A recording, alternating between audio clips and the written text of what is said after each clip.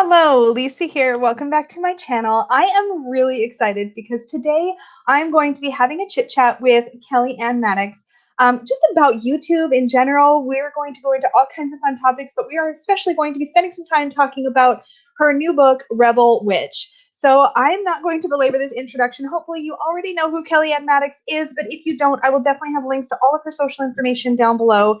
Thank you so much for joining us. Let's get into the chat.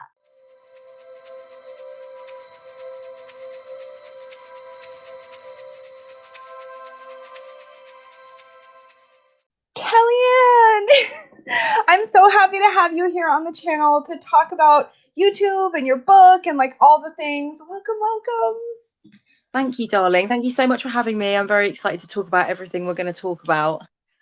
I can't wait to dive in, but I just want to start by saying if you don't know that Kellyanne has published a book, Rebel Witch, you get you out right now. I have my copy all marked up and like highlighted and washi taped and all of the things.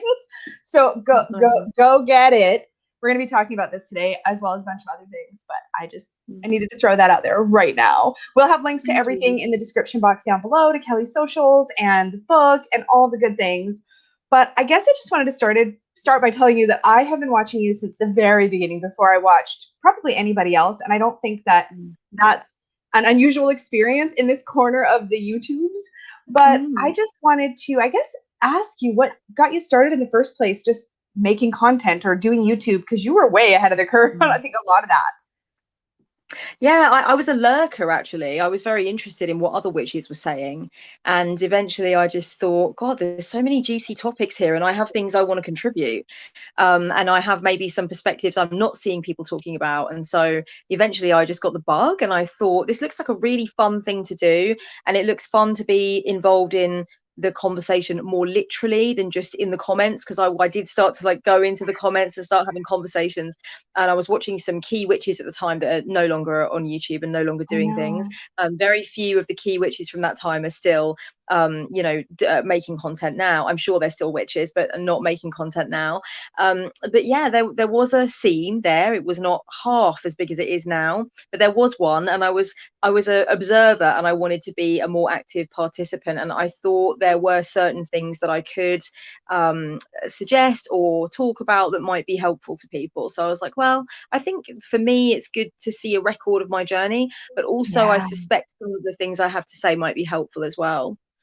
I think that's awesome. I suspect a lot of us start as lurkers. I lurked mostly in the tarot side, but a little bit on the witchy side for probably well over a year and a half before I even started commenting or joining live streams or like doing anything like that. So I think that's a common story, but I think a lot of us struggle to get past the I'm watching and participating as like a viewer or as a subscriber to somebody, to like wanting to actually even attempt to go on camera and join the conversation in that way. And it's always interesting to me to see kind of what the nudge is that gets people off the fence. Because I think for me, when I first jumped in, I was like lurk, lurk, lurk. Then I was commenting. And then it was like something impactful, or what I felt was impactful, happened in what I started to feel like was really my community. And I felt an impulse, I guess, to speak up. But I know a lot of people start with like tags or whatever. And I did not go back and check your first video, although now I'm regretting it to see. Is it still up on your channel, your first one? It is, yeah, it is. It was about negative tarot cards. Love that. I love that. What a way to jump in. So we were talking like the tower and the death card and all that stuff? Yeah, the ones with the perceived, very overtly negative connotations, and how to read them in a more positive or a more empowering way. Love that. That's so like your everything. That makes so much sense to me. Yeah, I started as I meant to go on, like trying to help and trying to give information or things that I'd figured out that I thought would be helpful. So right from the jump, that was my plan. That's amazing. Yeah, I feel like I didn't have a plan when I started. I think I did my first live in my first week. I was just like, I just wanted to talk to people. And I think it's interesting when you first jump in, I think sometimes in the beginning anyways, it seems like you're in a much smaller world, I think, than you're really in. You kind of forget almost that everything's public to the great wide internet.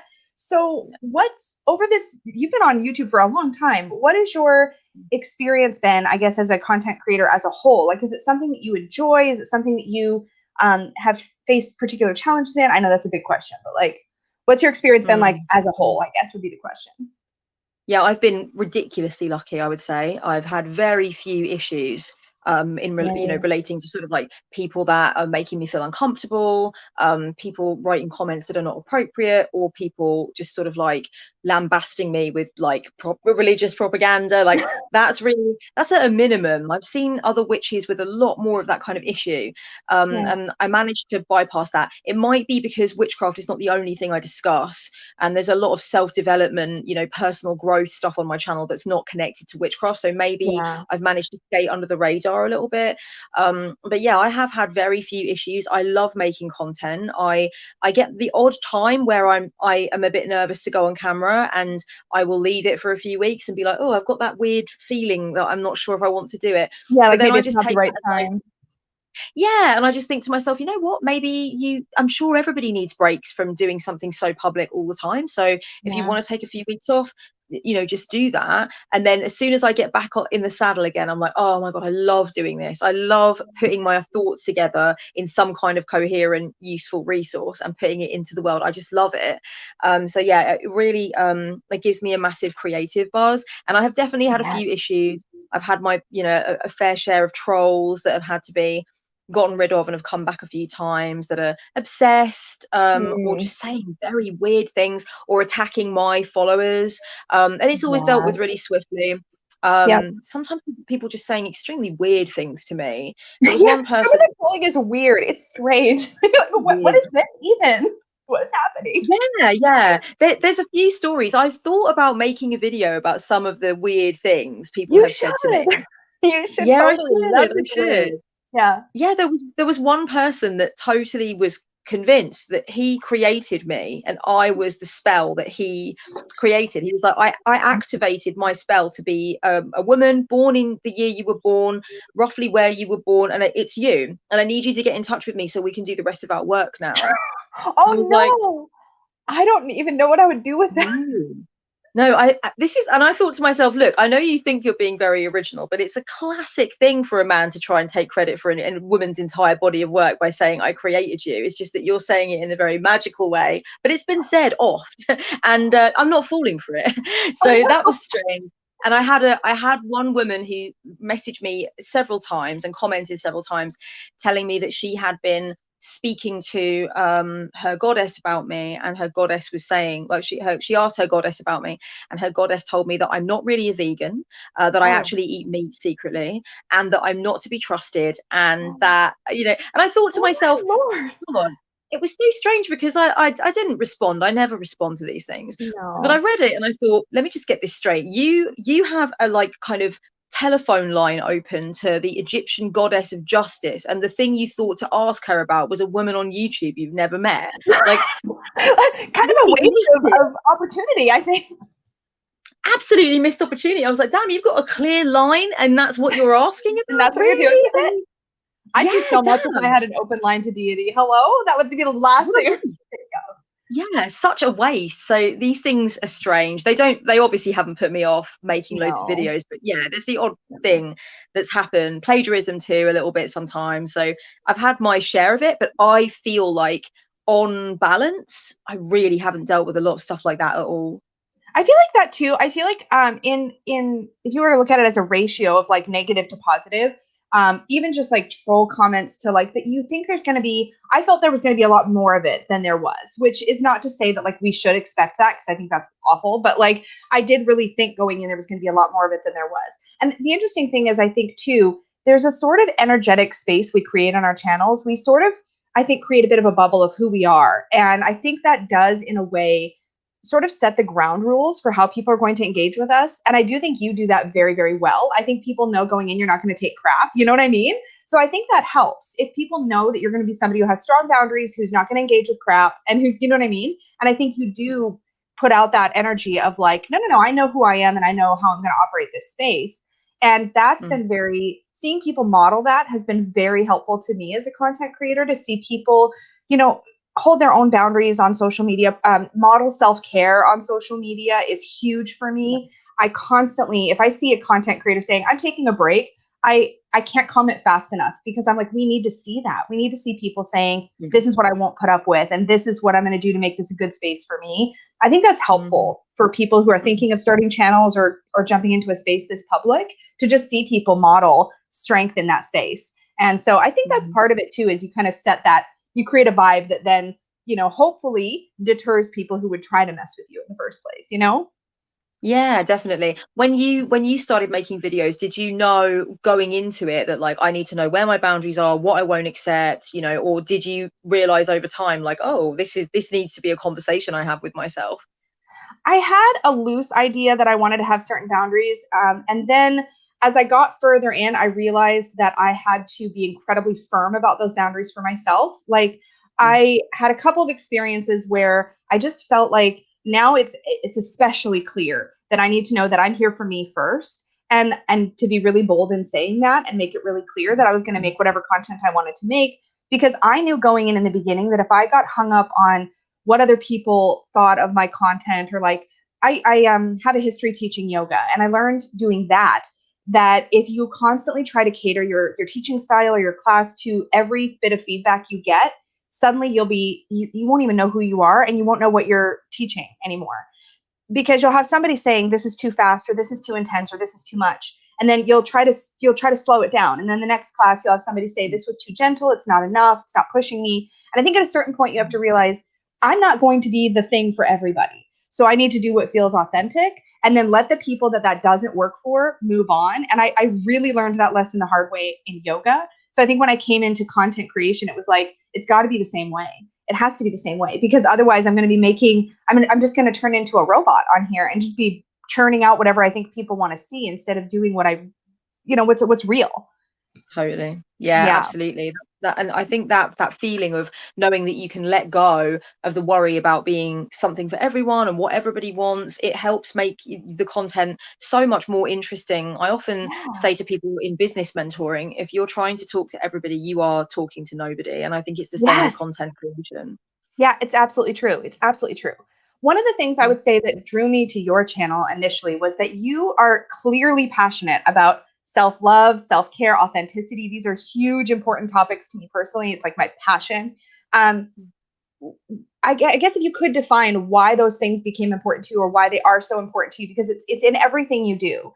And I'd be curious to hear your take on sort of why that became such a passion, or why that's so important to you.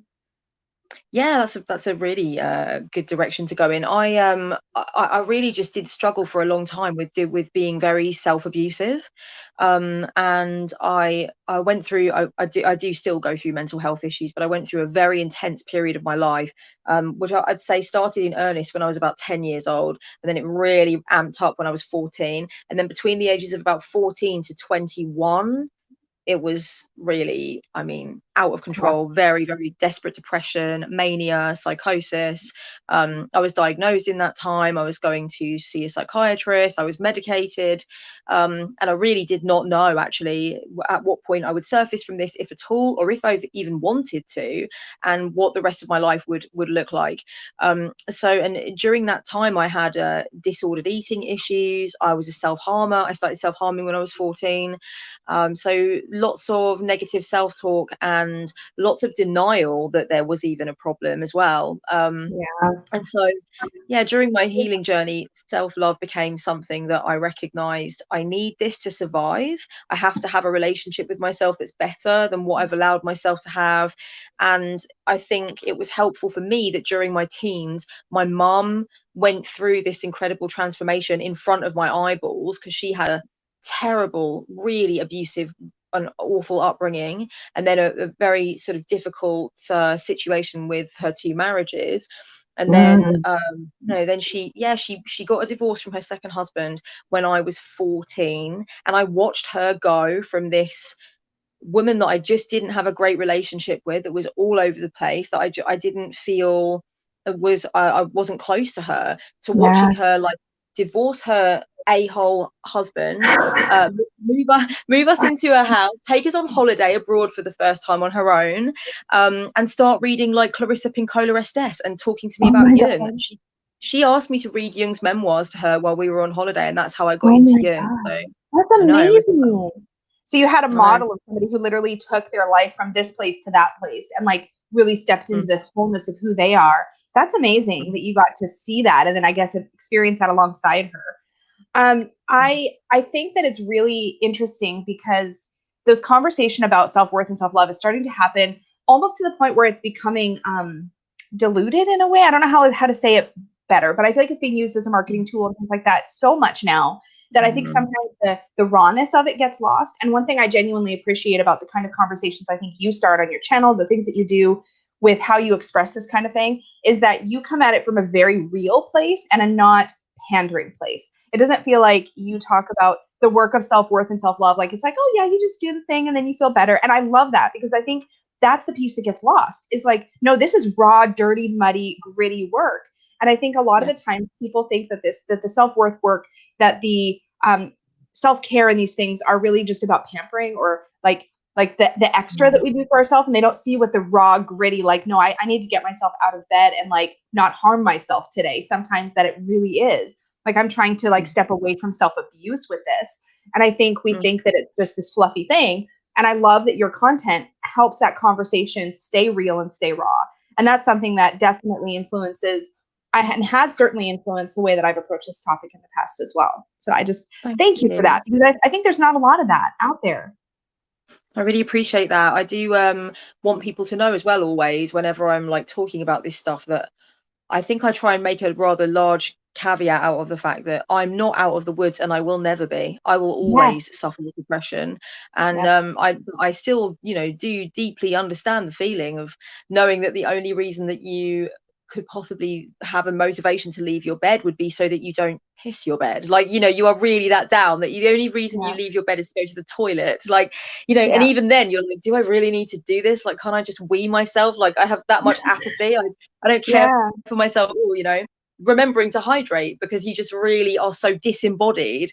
I know that feeling really intimately, and I know I like the redemption arc sort of stories because I have one myself. I have the amazing arc in my story where I was like, I healed and I realized I wanted to love myself, but at the same time I don't want that to be the only thing people know about me. I want people to understand that I still suffer and I will always suffer with mental Yeah. health issues, and it's nothing to be ashamed of. And it's not a question of like, oh, and now I'm a spiritual counselor because I'm okay and I'm Yes. done with. It's like, no, you can be a spiritual counselor and also go through these difficult things. Yep. I think that's the thing. We're not done. And this is something I see. I try to reiterate as much as possible in my own content on this topic. It's like, it's not like you hit a point. I've certainly never hit a point where I'm like, oh, good. Okay. I'm good. I've got this down. Like, it's fine now. No, it's like there's days where you still like where I still struggle to like myself at all. And then there's days where I feel good. Right. And there's the whole gambit in between. And I think the thing for me is that it's always an ongoing practice and not a destination. It's not something we hit and we're like, okay, I can check this box off on my to-do list of life and say, okay, I'm done now. It's like we actually still have to continue to do the work just as hard as we always have. It's just that I think as you do it more and more, you I think recognize the tools you can reach for quicker, that sort of thing. But I don't think the work itself necessarily gets a whole lot easier, if that makes any sense. Yeah, It's still just as gritty. I agree. And I've often said, that I don't believe that self-love should be thought of as a destination. Mm-hmm. It's a choice. It's not like, oh, I finally arrived here. Now I'm here. Let me unpack. This is where I Yes. live now. Yep. Every day, every difficult scenario, every tough conversation, every time you want to run away from something, every fear that you address, you choose self-love in that moment. And you can choose again many times a day. You can Yep. be like, hang on, not approaching this with self-love. Wait a second. Let me Yep. just activate that part and I'll go in again. So I think that it's important for people to recognize, like, and it took me a long time to recognize this myself, that if I am going through the day and I am talking to myself in a horrible way, or I am engaging in a habit that I know is unself-loving, it's not a case of like, oh damn, I left the perfect destination I arrived at that I thought I would never leave. You Yeah. choose again. You're like, oh, hang on, I'm not choosing self-love, and I Yep. can choose self-love, and let me activate it in this moment. And sometimes it's going to be, even for people that have practiced self-love for a long time, there'll be certain scenarios that turn up in your life where you're like, damn, I want to do the unself-loving thing here, Yeah, you know? no kidding. Sometimes that's the tempting thing. Sometimes it's really Oh, pushing yeah. past I like to think of Yeah. it almost like programming. I feel like my first whole huge chunk of my life, I was programmed to think and behave in a specific way through society and my experiences and whatever. And so I feel like I'm constantly deprogramming that stuff or catching those programs running and being like, no, no, no, hold on. We're not going to go down that road this time. We're going to choose something else, like you said. So you're right. It's a constant, it's an active process. And I think that's part of it, is that it's not passive. It's not something that once you've embedded these ideas, you're good to go. It's like you have to keep punching out the code and like reprogramming and doing it differently each time. Totally. That resonates with me really strongly. Yeah. So what do you think is the thing, or I guess if you could pick something that was like your biggest gift from content creation, from time on YouTube or social media in general, even, what is the thing you get the most out of? Like, what is it for you? Yeah, I love knowing that the things I make help people. That's Yeah. obviously a huge thing. And I also love the fact that I've always got a place I can go to talk about a bunch of stuff that in my life, there are not too many people. I have some friends that are witchy and some friends that read tarot, but it's not a huge thing. It's not, the majority of people in my life do not follow this path. They are not witches.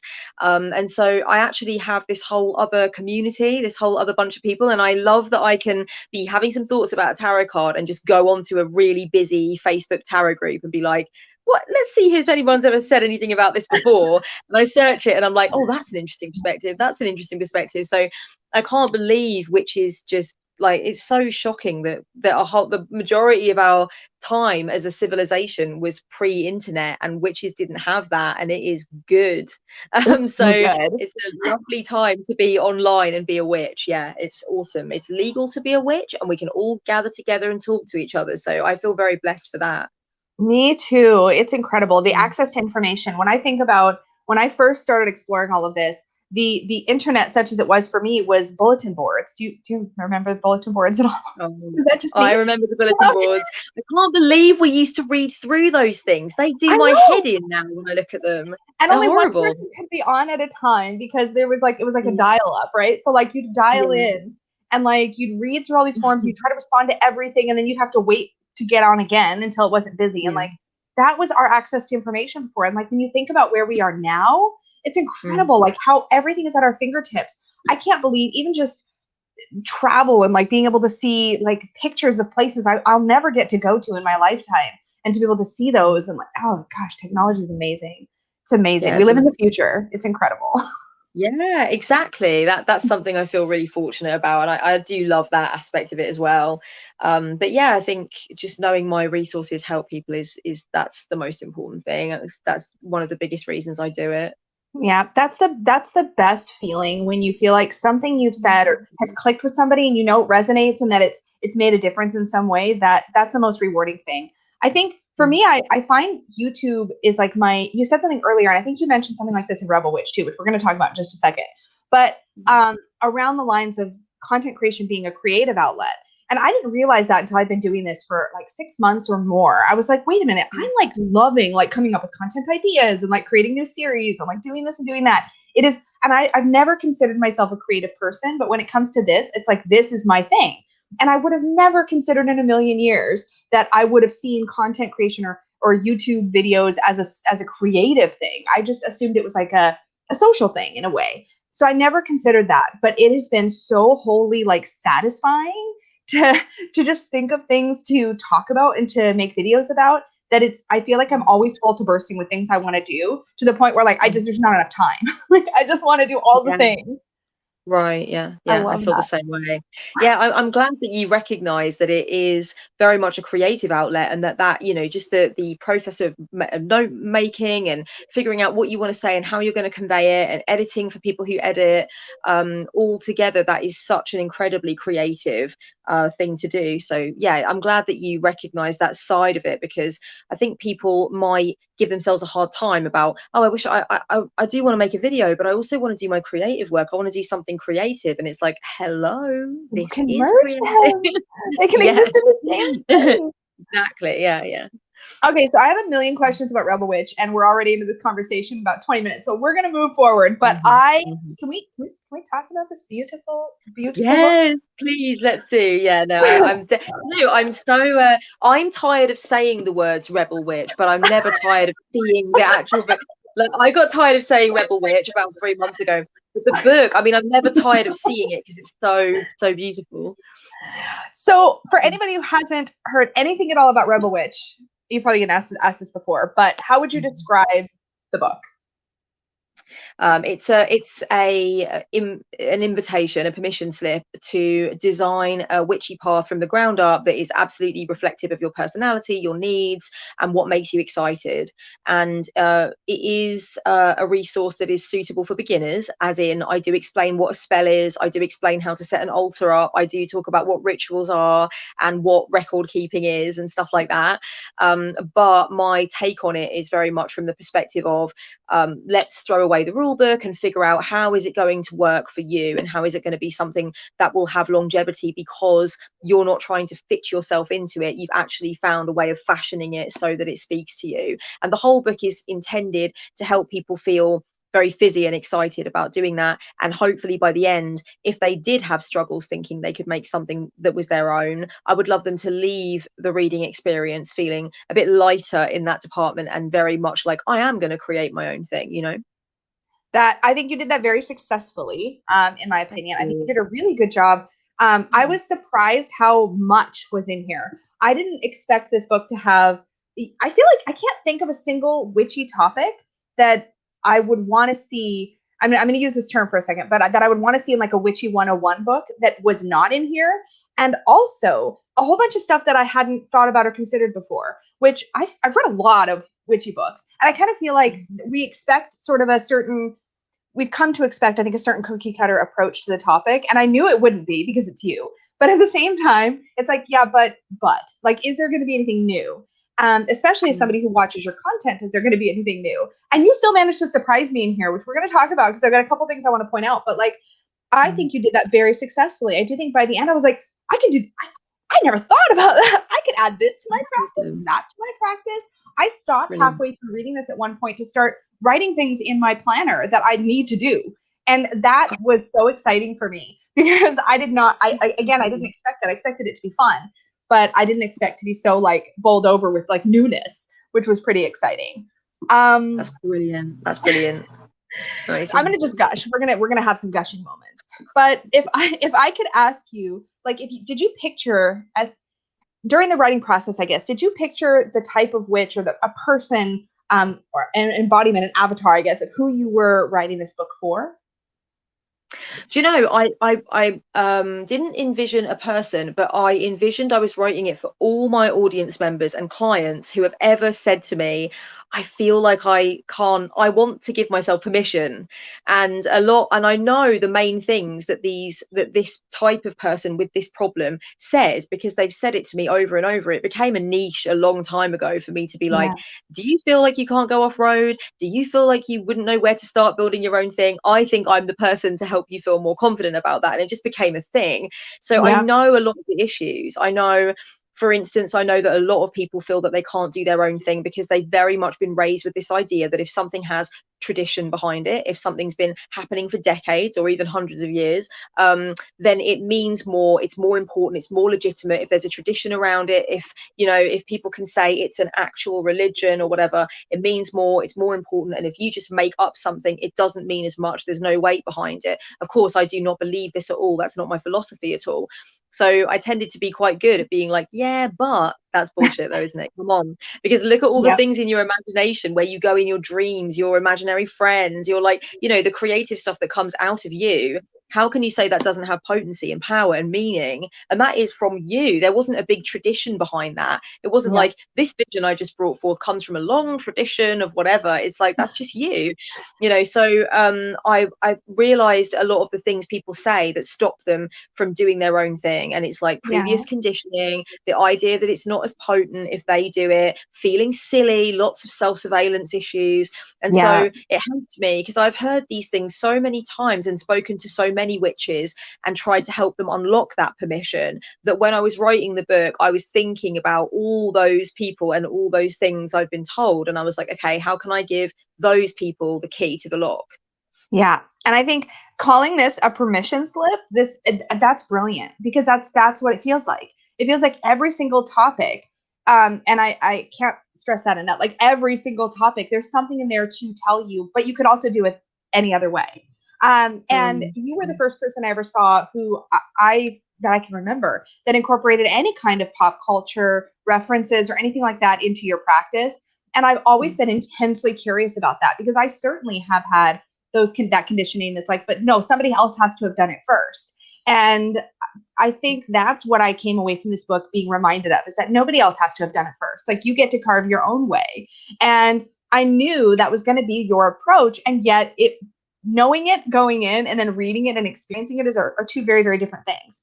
How would, I guess, at what point in your own personal journey did you figure this out? Like, was there a trigger for you where you were like, this is the thing that like flipped to the switch and was like, oh, wait, I can do it my own way? Or have you always been like that in your practice?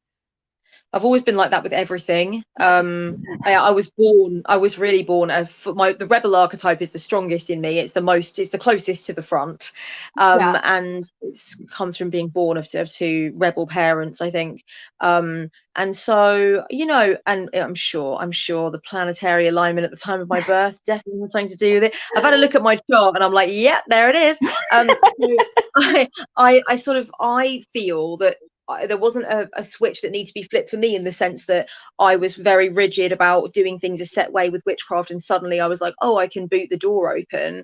I think it's more a case of that's something about my personality and my outlook that comes naturally to me, and I've noticed that it resonates very much with people for whom it doesn't come as naturally, and they're like, oh, take me into that wild meadow.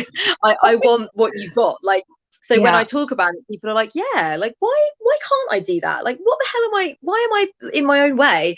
And so I think talking just from my natural perspective made people who didn't feel they could do that be like, actually, you're so right. Like, I want Buffy as my personal deity, and that is what is going to happen. And I'm like, yes, make that happen. So yeah, I think it's more like that. It was more that sort of thing. That's awesome. Do you think when you were writing this, because I know the writing process, you've talked about it a little bit on your channel, and I will try to remember to have actually a link to the videos you've made already about your experience writing Rebel Witch and all that good stuff. But did you find it difficult or easy to hold on to you and like your voice while you were writing? That was something that was really important to me in the writing process. And I'm curious if that was, was that bumpy or was that smooth for you? Oh, I was very worried about it. I was worried about it much more than I actually needed to be. Before you start and you're like, what if it just doesn't sound like me? And how will I convey my voice to the page? Like, I was so worried. And it sort of didn't really make sense because, I am me. So I am going to be typing and I talk it out, out loud, or I go through it in my head. And I mean, I had a wonderful editor at Watkins who said to me, everything you say, Kellyanne, put it in. I love the adjectives. I like that you say fizzy. I like that you say dance the witchy fandangle. I put all that in. Call me a Pop-Tart. Call me a sweet pea. Some people that are not aware of my content have read the book and been like, that's the only thing I don't like about it. And I'm like, sorry, but that's never too bad. Sorry, the rest of us pie. are here for it. I can't help it. And there's other people that have come in underneath and gone, it's just in all her videos. Like, it's fine. It's an inside joke. It's an inside joke. But I had an editor who was very much supportive of like, just literally write how you speak in your videos. And so I knew I had her on side for me to do exactly that. But basically for me, it was much more worry beforehand. That was one of the things I dreaded, even before I was approached by Watkins and started talking to my editor about what we would put together. For years, when people have said, you should write a book, I've thought, yeah, but will my voice go over in a book though? I mean, isn't this a video thing?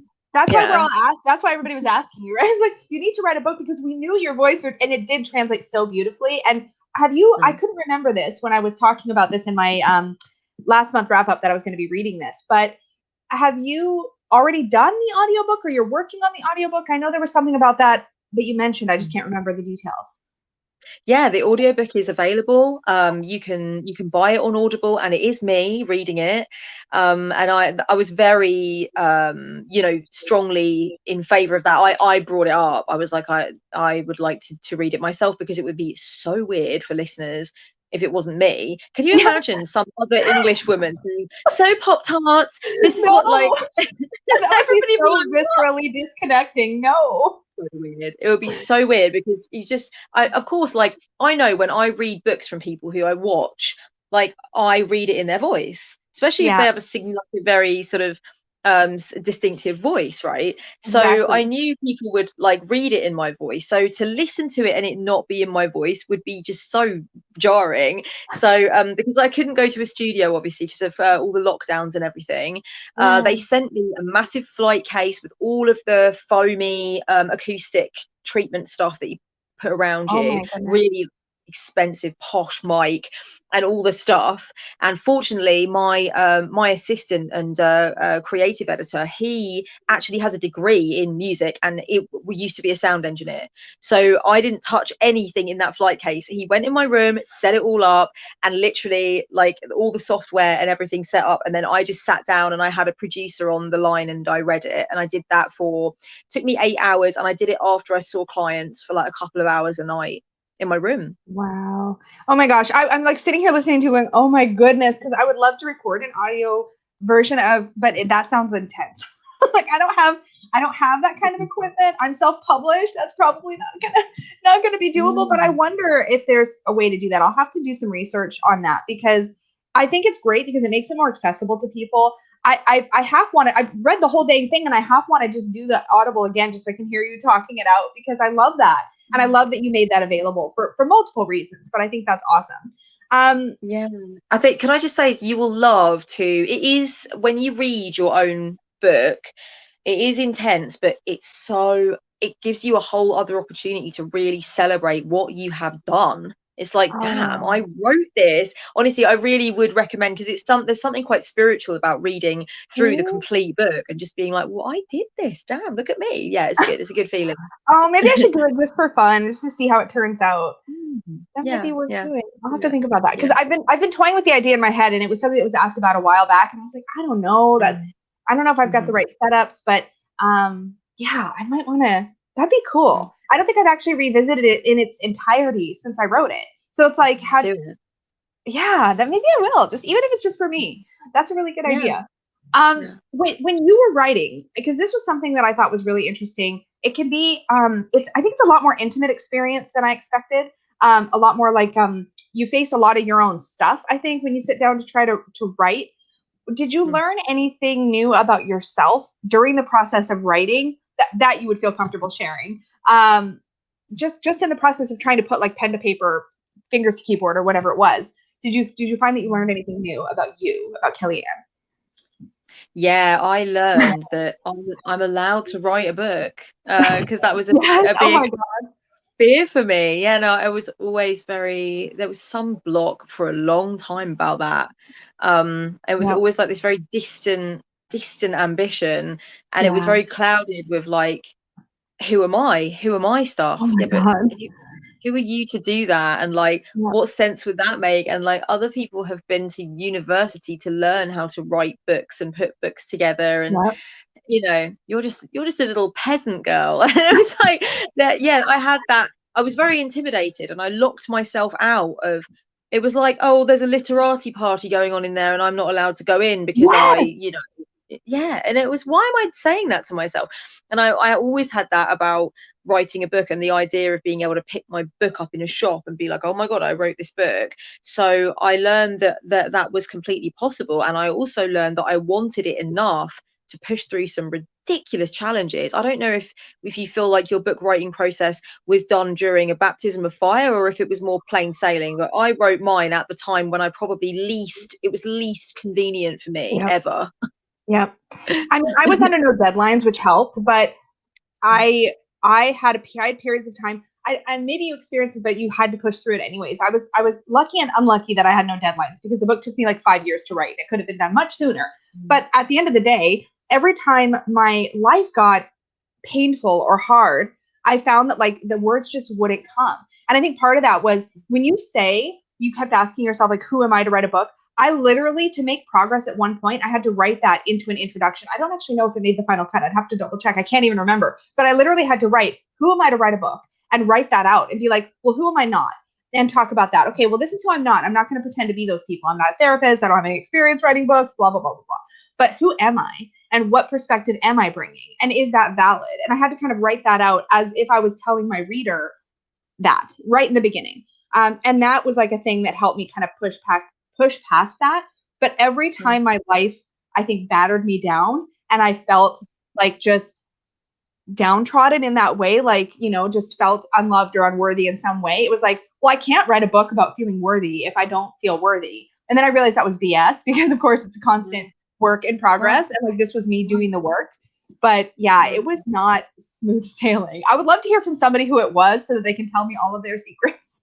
But yeah, it was not. Yeah. It was not I smooth. totally get you. And I think it's such a, we always tell ourselves we've got to be this perfect finished end product before we have the right to put pen to paper about anything. Yes. Yeah. And I know I don't believe that intellectually. I would lovingly argue someone else out of that perspective. I'd be like, listen, no. But when it was me, it took me a long time to, and many times I'd be like, snap out of that, because you don't believe that. You do not believe that. And if somebody that you loved was saying, who am I, you would say you are like a fully fledged human being with a core philosophy of your own. Everybody's been through training. It's called life. Yeah. You know, so why can't I say that to me? It's so much But then harder. I had to get out of my own way, or it wouldn't have been written. And I did really want it. There was a certain point in the writing process where I was like, I might have to put this on hold. But for some reason, I just didn't fully believe I had that option. And I think I wanted to push through and do it. So yeah, I learned about my own determination level, I think, for it. Yeah, I think that's the thing. The finishing was the scariest part for me. I was so close to the end when I stalled out. And like, it was the finishing that was the scary thing, because I was like, once it's finished, I think there's a certain point when you recognize once it's finished and then it's in somebody else's hands, whether that's as a reader or an editor or publisher or whatever. Once it's out of your hands, for me, there was a real battle of control there. Like I lose all control at that point. I don't get to go back and like fix things I find later and like all that. I mean, I guess technically I can, and I have, but like, it was just releasing something like that to me. That was the scary bit. Was the scariest part for you, I guess, the actual writing of it, or did you have that similar experience with the releasing of it? Was the hard thing? I think both had their challenges. But I think that the idea of like saying, okay, I'm releasing it now and it's open to scrutiny and people are going to see it and they're going to like it or not like it and they're going to have their ideas about it. You have to have at least partly made your peace with that before you do it. And you have to know that it's like you said at the beginning about your journey towards recognizing I can't make these videos for everyone, and not everybody is going to get what they're looking for from this. And I know that this book is not for everybody, and not everybody is going to get what they're looking for from this. And I also, you know, was aware that, you know, some reviews are of your book or some feedback you would get, some opinions, whatever, they're not going to be what you would hope for. And you have to know that that doesn't mean you shouldn't have done it. Yeah. I think that's brilliant. And for anybody out there who's considering anything like this, writing something or making a video, whatever it might be, like, I think that's the thing, is to remember that, yeah, it's not necessarily going to be for everybody. That doesn't mean that it's not worth doing. And I think that's the thing, is like remembering that you have that authentic voice, which is yours. There's only one you to share. And I think that's something that's really important to remember, for sure. Definitely. So go ahead. Oh, no, you go. Yeah, sorry. I was just going to say there's one thing in particular I need to highlight, and then there's a couple things that I want to share. But I had such a moment reading this that I think this was the first time I got out this was the first time I got out my washi tape and actually like washi taped a page, and I've never done that to a book before ever in my life. So it was kind of interesting. But I was like, I need to mark this, because I have to tell you a story, because I think you'll know exactly where I'm going with this. So recently I have been really drawn to figure out something along the lines of a Bible. So this came about because I went down this rabbit hole of watching Christian videos and listening to them talk about their Bible study. I don't know what sent me down this rabbit hole, but I was watching it and I was really captivated by the way that they would read text and then expand on this idea and apply it to their life and all this kind of thing. And I've regularly, off and on throughout my practice, thought, gosh, if I only had like something like that I could just pull inspiration from and like think about. And I was like, thinking about the things that were meaningful to me. And I realized that I've always had this deep love, you're going to laugh, this deep, deep love of the Chronicles of Narnia. So I went down this whole rabbit hole. I bought this really nice edition. I had to bring it straight. I bought this like nice edition where they're all in one book. And I went further down the rabbit hole and found this book called A Year with Aslan, Daily Reflections. I don't know if you've seen this. So this is a devotional. It's literally a devotional. And one of the reviews was like, oh, it's too bad that there's no link to Bible verse. And I'm like, there's no link to Bible verse and it's A Year with Aslan? Hello? Yeah, that's ridiculous. So I was like, this is amazing. So there's That's like amazing. excerpts from the book and then reflections. And I haven't even like practiced. I just gotten this in the mail last This is ridiculous. This is ridiculous. I want it so much. I'm literally like, and the next thing you do after you say goodbye today is you order that. You go buy that. So when I got to the section in your book where you were talking about sacred texts and how you can and you're literally referencing, you know, Christians have the Bible and oftentimes we look for sacred texts. And then you literally say, for me, the Chronicles of Narnia are absolutely magical. And you go on from there. I'm like, hello? Like, I had just had this epiphany and I've been doing witchy crap for 20 years. And like, suddenly I just had this happen last few weeks.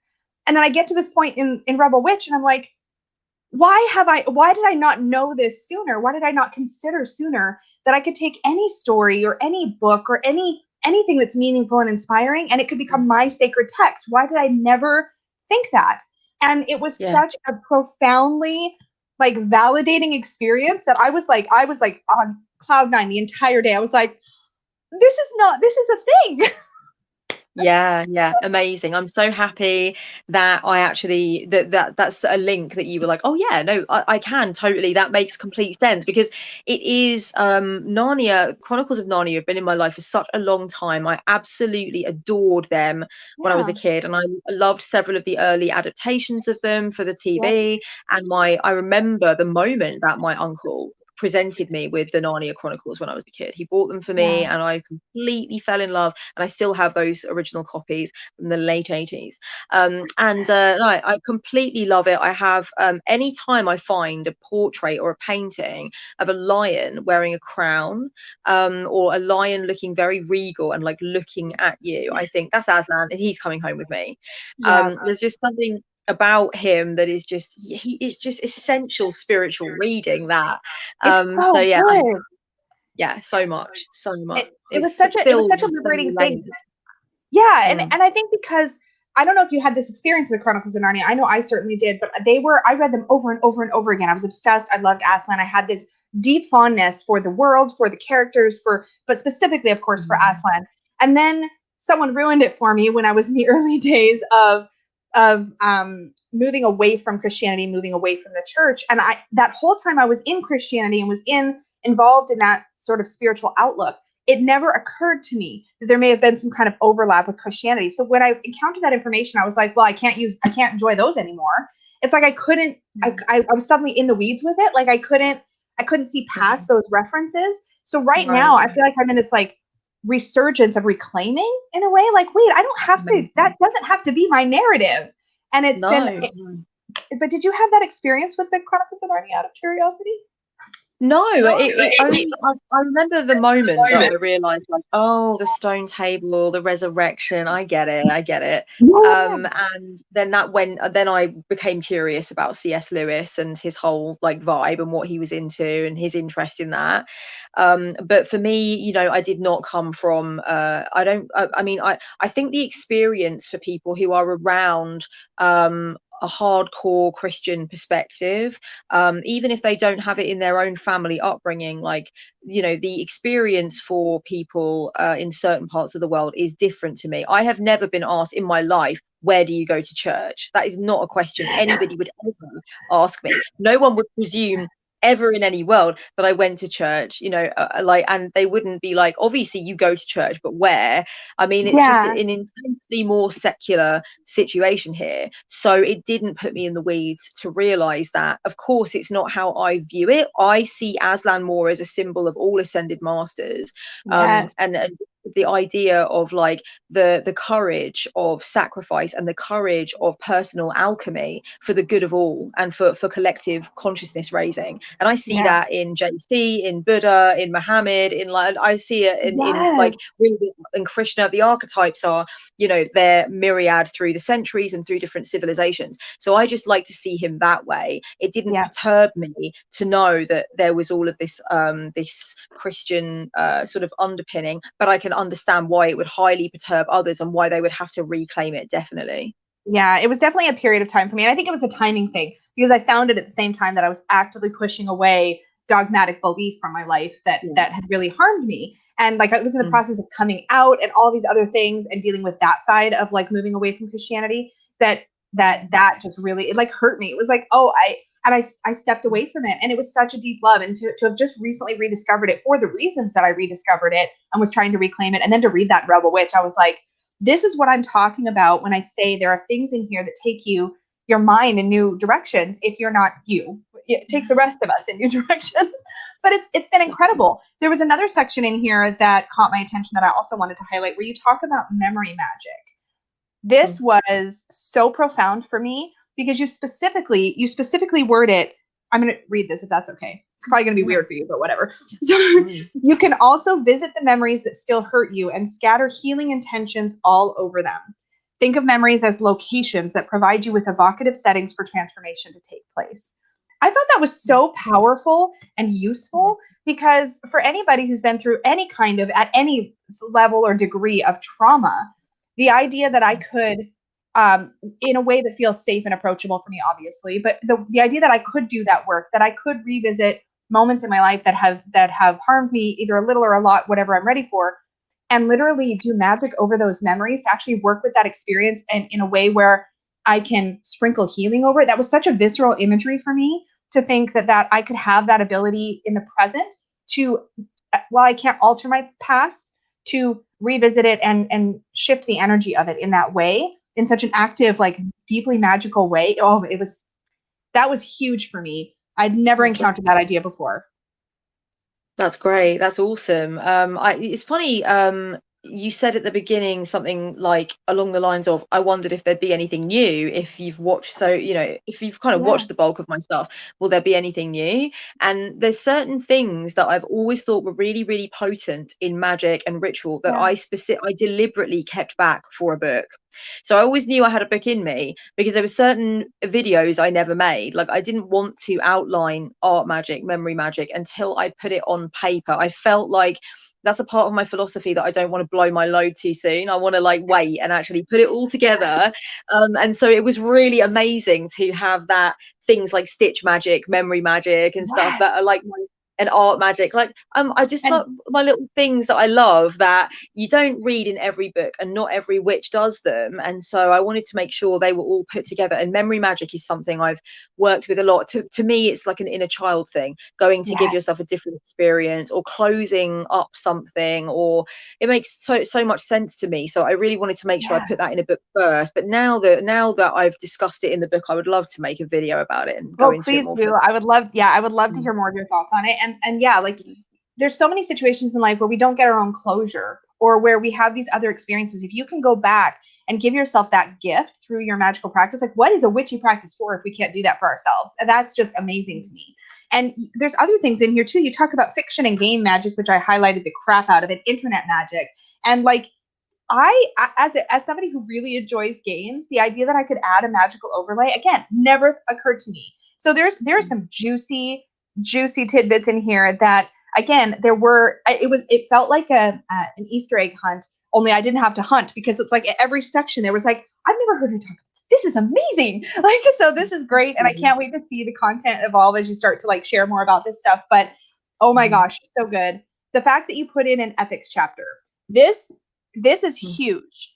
So I have a series here on the channel called Eclectic Witchcraft, and one of the first early episodes that I did, I talked about ethics. Now, at the time I made that video, to my knowledge, there was little to nothing about ethics in the pagan, sort of from a pagan perspective, except for one book by Robin Wood called When, Why, If, that I regularly recommend. Where and it's got this kind of approach where it takes you through like defining for yourself what your ethics are. the fact that that exists in a book as comprehensive as this, to me, is enormous. And it's something I wish we saw in every witchy book, with some sort of a take on creating ethics, defining ethics, deciding for yourself where those boundaries are going to be in your magical practice. I thought that was brilliant. Was that something you always knew you were going to include, or was it something that came up during the writing? No, I always knew that that should be in there. That's one of the first things I thought when I was going through the chapter outline, is like, I really want to write about ethics, because those kinds of conundrums come up in conversations, especially about hexing, love spells, doing any kind of magic for others. Of course, the cultural appropriation discussion and the environmentalism, consumerism discussion, both of them have been sort of much more gathering momentum, as they should. So I thought to myself, it would be kind of like weirdly incomplete without that. There's a few regrets I have about the ethics section. I feel like I put my own I throughout the book, I wanted to put in my own beliefs about things, but I noticed that with a couple of things in the ethics section, I feel like I highlighted too much why I don't do certain things without then giving any reason why you would.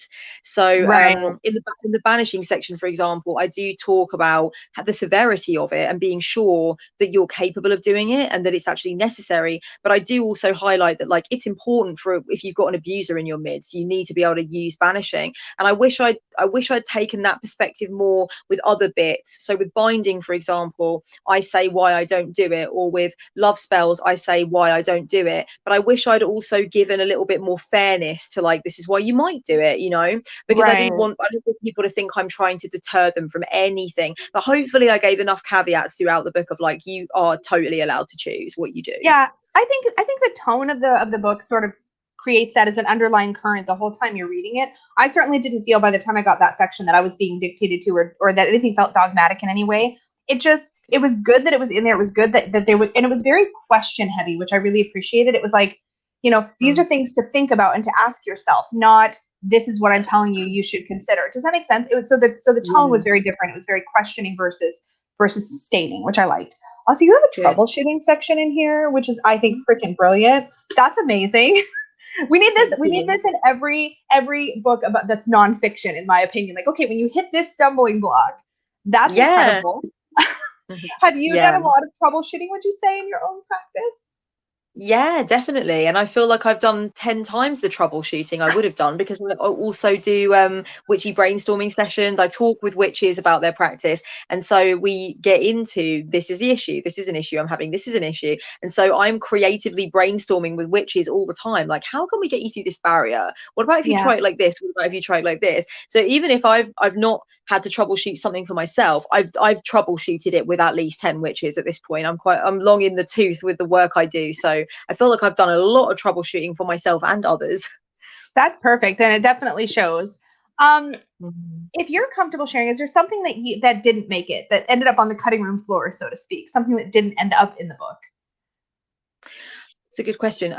Only things that, okay, so originally I was trying to figure out how I would give a list of correspondences, because my editor was like, in this sort of tools section, or this section where we explain what's available for witches to use, we need to have some kind of correspondences. And my editor actually told me recently that she has a very strong memory of exactly where she was and what she was doing when I rang her and said, I don't want to put a table of correspondences in this book.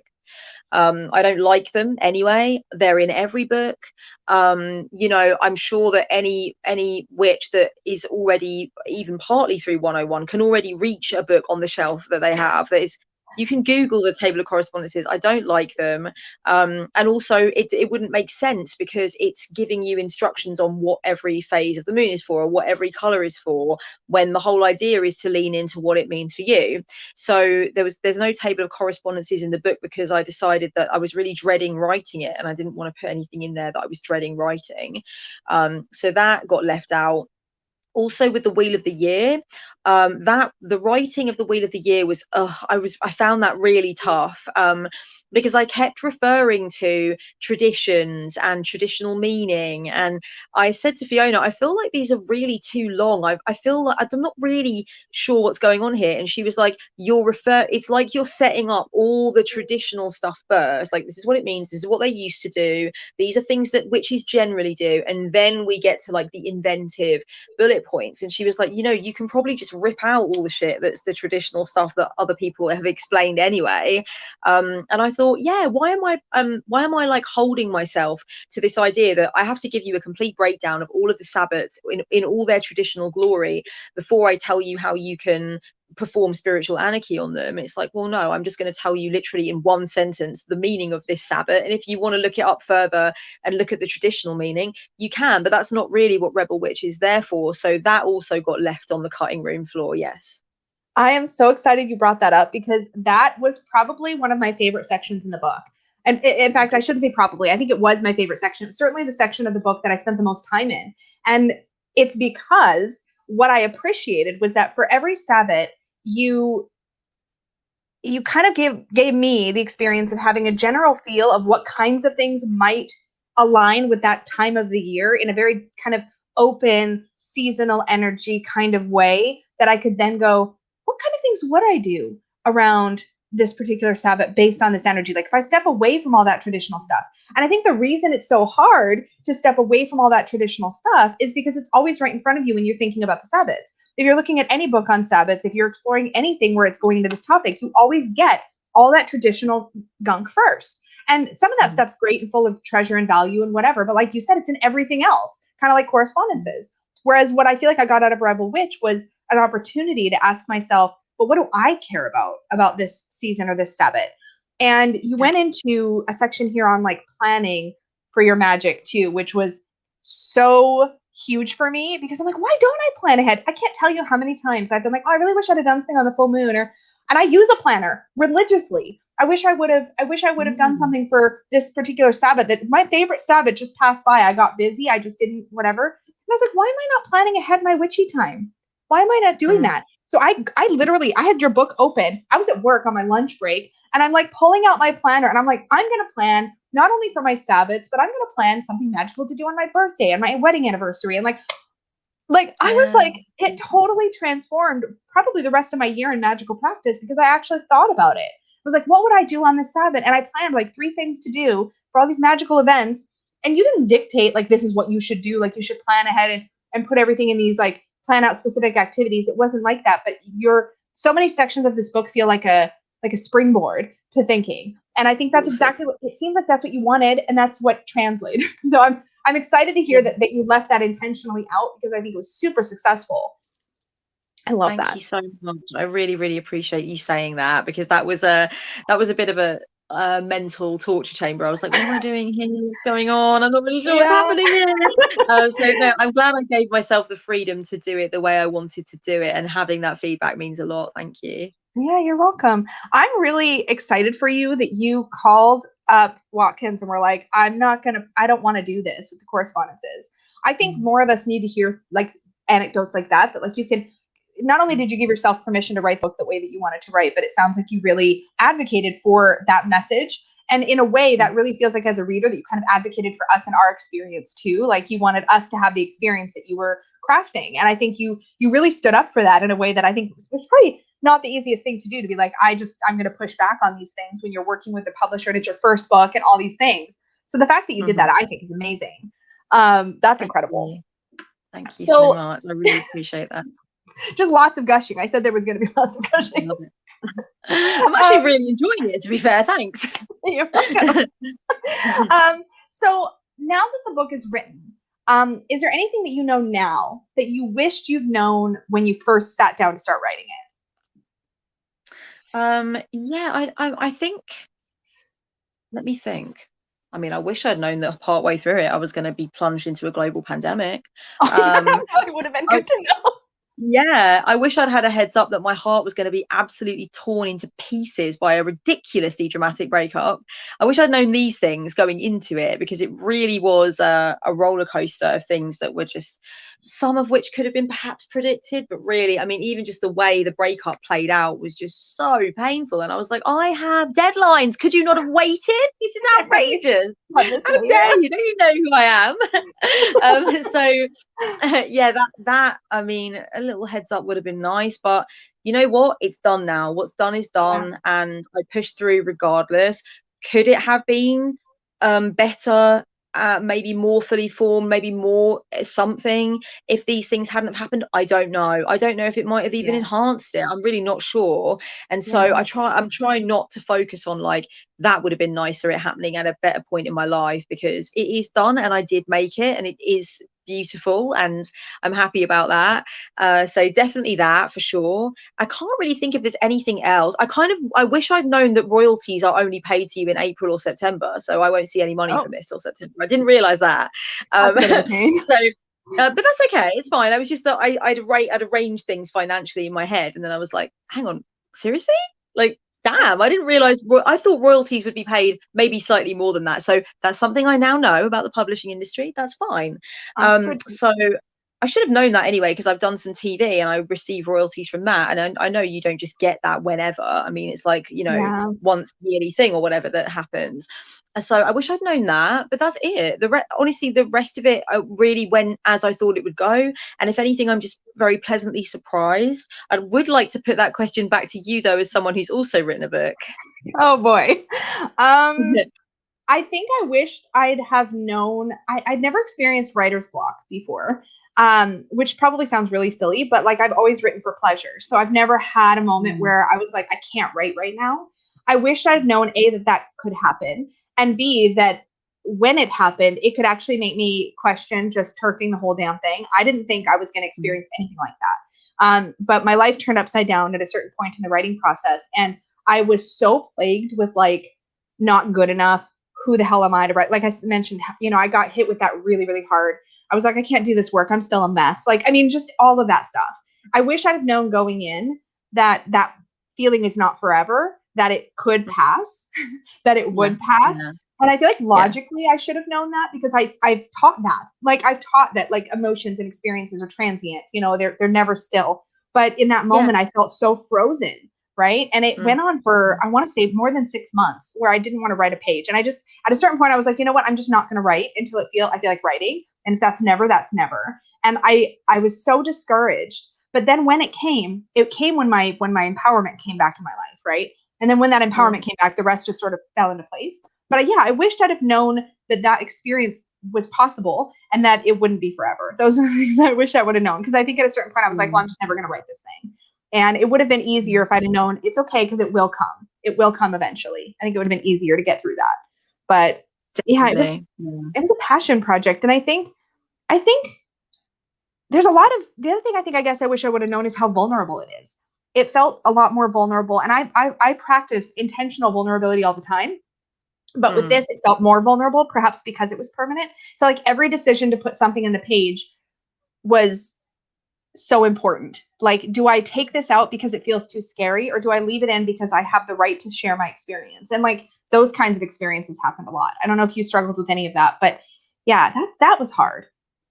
Yeah, no, I get you. That was hard for me as well. I think it sounds like it, and the way you said, "Oh, my life fell apart halfway through," or turned upside down halfway through. I was like, "Damn, we've got some overlap here in what was going on in our writing trajectories for sure." Yeah, but isn't it? It is an amazing feeling finishing it, seeing it come to fruition. It's a gift that you give to yourself. Yes.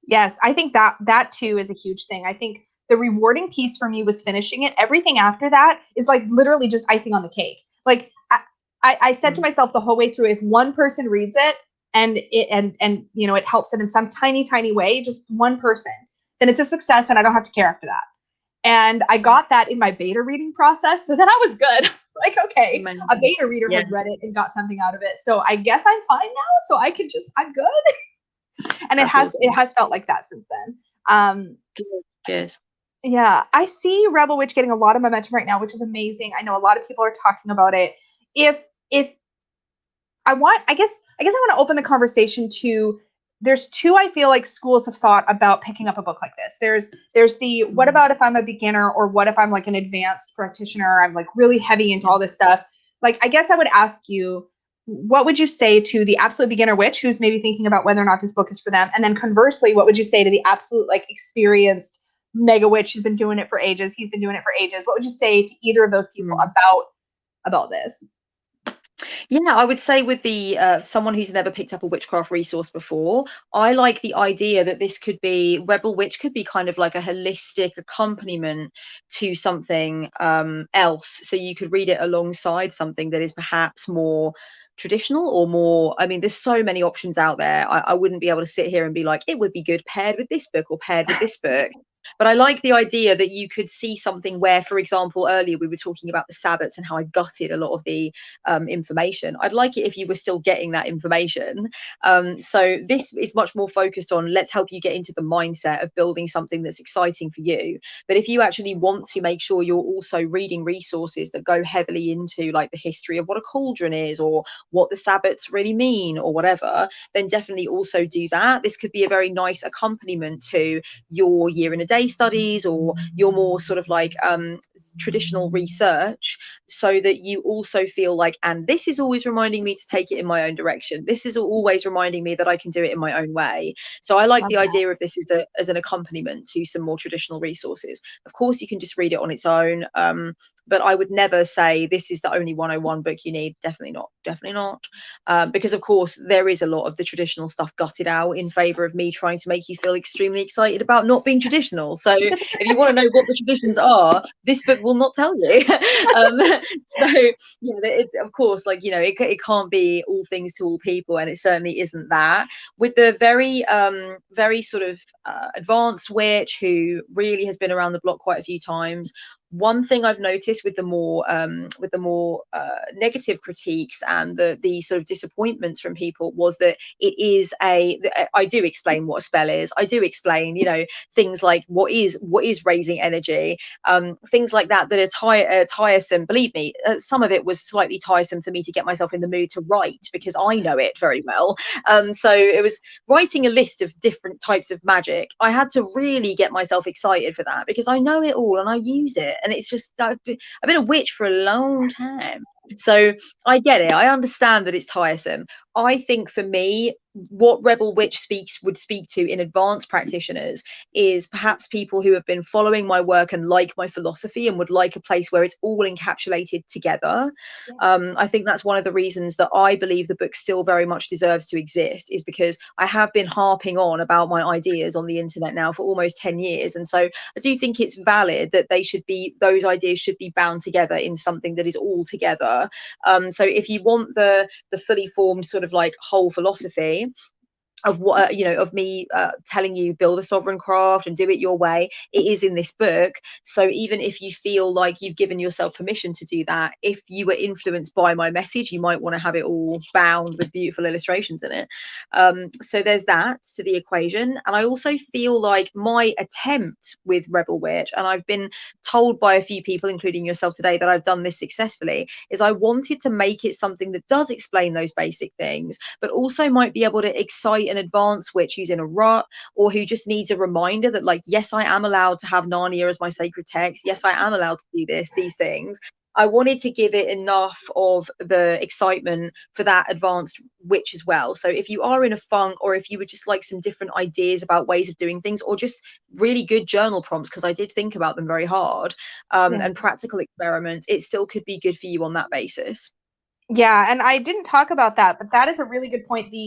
There are exercises and journal prompts throughout this, and I'm a big fan of that. That's a method that I really enjoy engaging with other books. It's something that was important to me in mine as well. But like giving people things they can do so that there's this cerebral idea of like you're taking in information, and then when you then do something to apply it, whether it's writing or trying the exercises, but a lot of the exercises in here and the journal prompts in here are in a similar tone of like figuring out what's going to work for you, which is, I think, amazing.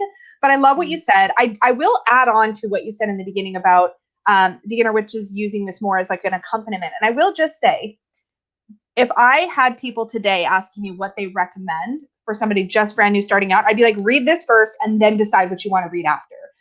If for no other reason than that we're starting with that permission slip. So I think it'd Yeah. be easier to give yourself that permission if you read this first. and then jump into Right. that traditional stuff, because you'll have that Kellyanne voice reminding you in the back of your head as you're reading that really traditional, sometimes dogmatically written text. You've got this in the back of your head going, yeah, but you don't have to like agree with everything here. You don't have to do it the way that it says here. I think it changes the flavor of everything else you might then pick up for better, in the sense that you'll I be love that. questioning it as you go. So I would add that. Oh, But yes, thank otherwise I you. love No, all no, I love that. I love that. I think that's a really makes me happy. The idea that like it could set the scene for you just that. reading text critically afterwards and deciding, okay, but I'm still going to do it my way. Yeah, absolutely. Mm. I think I probably kind of know which direction you might take this, but I'm curious. If you could pick like one word, one emotion, something that you hope people will feel when they're finished reading Rebel Witch, they just close the cover. What do you hope they're going to feel? I mean, yeah, you know, I overuse this adjective, but fizzy. Busy. You know, just like very like you a bottle of some soda and you've just been shaken up and you're like, Bubbling over. that's Yeah. yeah, or lighter as well, just a feeling of like, oh, I can do this, I'm allowed to do this my way, and I don't feel burdened by so much anymore, a feeling of like I need to do it this way, or I'm not a witch because I don't do this. You know, there's certain messages in Rebel Witch that are intentionally designed to make you feel lighter. Things like, if you don't feel that you want to carve sacred space because you don't need to, don't do it. If you don't want to write big long spells with archaic language in, don't do it. So, Yeah. you know, I feel like I also want to make people feel when they close the book that lighter, just like, oh, I'm not burdened by that. I can just do what I want. Yeah, I certainly felt, for me, if I were to pick one word when I finished, it'd be freedom. I definitely felt this idea that like, oh yeah, I like it. I think it's interesting to try to describe, because it's one thing to go into it knowing, yeah, I know she's going to tell me to do what I want. Like I know that's going to happen. But it was bigger than that. It was a bigger feeling than that. I was both excited about the new things I could explore and try, and also just feeling like, oh yeah, like it's all open, it's all available. And I think that was really, really, really helpful. And yeah, amazing. Amazing. Thank you. You should be so proud of yourself. If you're not already, I think you are. But if you're not already, you should be so proud of yourself. And the cover is freaking gorgeous. It's probably the prettiest cover, and it's all textured. It's so Oh, I love pretty. the cover so much. One of my I just, best friends made that. She's a graphic designer and illustrator, and I commissioned her to do the cover and the inside illustrations, and she killed it, right? did kill it. It's gorgeous. It had to pick color coordinated little stickies to highlight it. It's so pretty. That's awesome. I I love love that. them My in here. Virgo moon approves of this. Oh my gosh, this has been amazing. Is there anything we haven't Mm. covered that you just want to share with people, or that you just anything that we didn't get to that you wanna open up to? No, I think that is everything. I do want to let people know I am going to write another book. Yes. And yeah, it's going to be about witchcraft through the darkest and most difficult times, and how it's a lifesaver, a form of salvation, and a home for you no matter what happens. So it's going to be Yeah. very emotional book. I think I'm going to it's going to be a love letter to the craft. I love that. So I'm very excited for that. But first of all, I'm going to have a long, hot summer. I'll be seeing clients. If you want to work with me, go to my website. You can buy something on my website. I do readings and sessions. So I will still be working with clients, but I'm not going to be writing anything until the sun has left English shores, because I would like to be on the beach. I'm going to be rereading Narnia this summer, actually, the whole Chronicles, and also I'm finally going to read the Lord of the Rings trilogy. So I'm Oh, going to be doing I'm not going to be doing any writing. I'm going to give myself a break, but I will be writing another book. And I'm just hanging out doing my thing as usual. I do spiritual counseling and readings and stuff, and I'm very blessed to have a full roster of clients and people coming to me. So you can always do that if you want to chat with me one-on-one, and I'll still just be churning out videos. I can't help it, can't help myself. And I do have a Patreon, so if you want more from me, you can check out the Patreon tiers and come and join us on Patreon. The Pop Tarts tier on Patreon are actually doing book club with me now. We just had our first love that. Rebel Witch book club yesterday, so that was Yay! amazing. Yeah, so you can That come is along and do that. awesome.